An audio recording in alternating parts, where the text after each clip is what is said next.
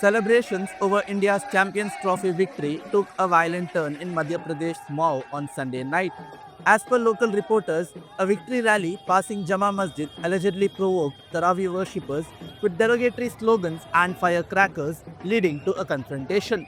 The situation escalated into stone pelting, quickly spreading to Manak Chowk and Patti Bazar. As the violence intensified, shops, houses, and vehicles were set on fire. Some reports suggest that petrol bombs were also used. Police intervened with lathi charges and tear gas to disperse the crowd.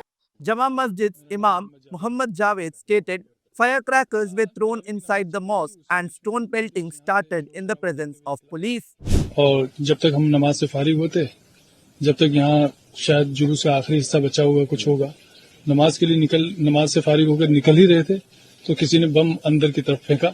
सुतली बम था वो, और उससे पूरा धुआं उठा और पूरी सिचुएशन क्रिएट हो गई और सारे लोग पैनिक हो गए। Locals say that both communities had agreed last year not to allow religious processions near places of worship. However, Sunday night's events suggest that some individuals disregarded this understanding, triggering unrest. बस मेरा तो कहना यह है कि मुझे समझ में ही नहीं आ रहा है कि ये जुलूस आखिर निकला कैसे, और दूसरी बात इस रूट से कैसे निकला। तो ये निकल सकता है जुलूस के लिए, लेकिन किन लोगों ने परमिशन ली थी, क्या बिना परमिशन के निकलता? और दूसरी बात यह है कि अगर परमिशन ली थी तो कितनी गाड़ियों की, कितने लोगों की, किस तरह की सिचुएशन में परमिशन दी गई थी। किसकी तरफ से पहले पथराव हुआ? पथराव की नौबत ऐसे आई कि पहले वो जिन लोगों ने बम वगैरह जो भी फेंका था, उस फेंकने की वजह से उसके साथ कुछ हाथापाई हुई। हाथापाई में मैं बाहर निकला और मैंने उस आदमी को निकालकर बाहर निकाला, और इतने में वो अमित जोशी आए, उन्होंने बातचीत शुरू की। मैंने उनसे कहा कि ठीक है, थाने पर बात करते हैं, कोई बात नहीं, आराम से बात करते हैं। अमित जोशी यहाँ इलेक्ट्रॉनिक की दुकान है उनकी, वो आए थे और उन्होंने बातचीत नहीं, मुझे ये पता नहीं है, मैं उनको पर्सनली थोड़ा सा जानता हूँ, इसलिए मुझे नाम याद है।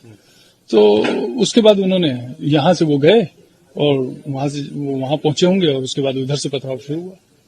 यहाँ प्रशासन के सामने हम बात कर ही रहे थे, हमारे साथ जो लोग नमाजी थे और इसके अलावा जो और लोग थे जो आसपास से आ गए हो सकता है यहीं पास में रहने वाले, जब शोर शराबा सुना तो आ गए।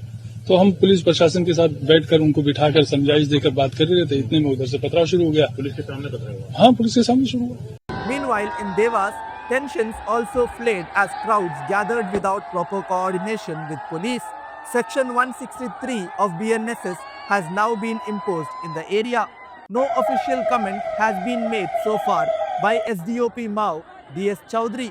However, police remain on the spot and authorities claim the situation is now under control. Investigations are underway. India New Zealand match के बाद कुछ जुलूस निकल रहे थे, जिसमें कुछ लोगों ने मस्जिद के बाहर पटाखे चलाए, जिसके बाद दोनों पक्षों में विवाद की स्थिति उत्पन्न हुई और दोनों तरफ से पथराव हुआ।